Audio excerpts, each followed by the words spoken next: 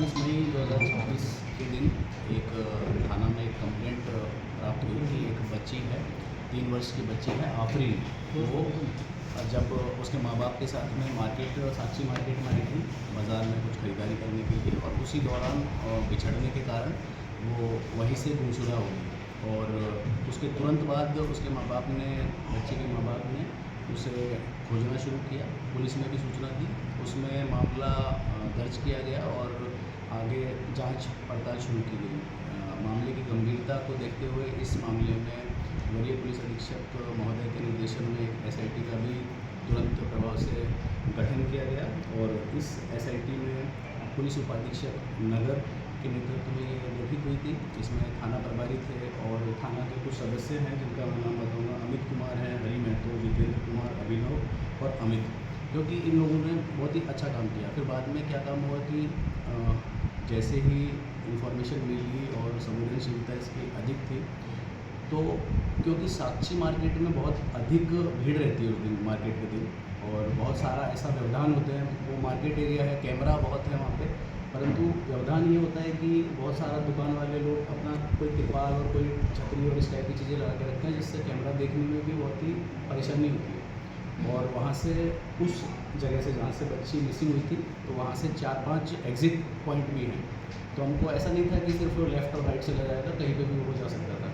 तो सारी चीज़ों को देखा गया, और देखने के बाद में 1-2 बार कुछ थोड़ा संदेह भी हुआ, लेकिन वो चीज़ ठीक नहीं थी, क्योंकि उस बच्ची के मिलते-जुलते लोग कई बार प्राप्त हुए ऐसा।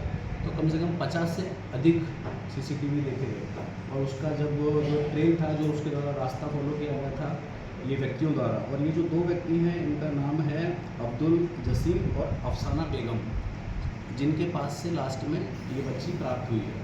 और ये वैसे तो अपना जो भी कार्य करते हैं यहाँ पे, तो कमाई थाना क्षेत्र सरायकेला ज़िले में ये लोग रहते हैं। लेकिन मेन रूप से, मुख्य रूप से अभी जब ये बरामद हुए, प्राप्त हुए, तो ये बंगाल से, पश्चिम बंगाल से, और पश्चिम बंगाल का झालदा थाना क्षेत्र है, पुरुलिया ज़िला, तो वहाँ से मिले हमें।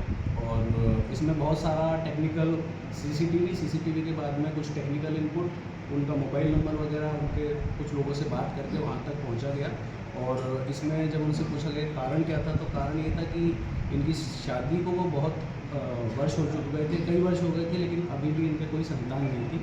और इसी क्रम में इन पर या तो कोई दबाव था या जिस भी प्रकार से इनकी सोच थी, तो उसी के कारण उसका परिणाम ये हुआ कि जब इन्होंने देखा कि उस दिन मार्केट में बच्ची अकेली है, तो ये उसको अपने साथ लेकर चले गए।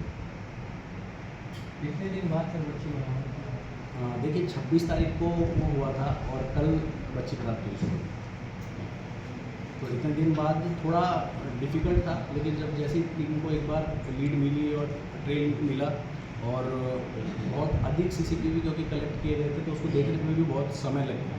लेकिन जैसे ही एक बार मान लो पता लगा, तो उसके बाद में कनेक्शन जुड़ता गया, और फिर इसमें सफलता मिल गई। शादी को कितने साल हो गए थे और किसका दबाव था इन पर? देखो इसमें ये 10 साल बोल रहे हैं कि बीते 10 साल से कोई भी बच्चा नहीं था, तो एटलीस्ट 10 साल तो ही है।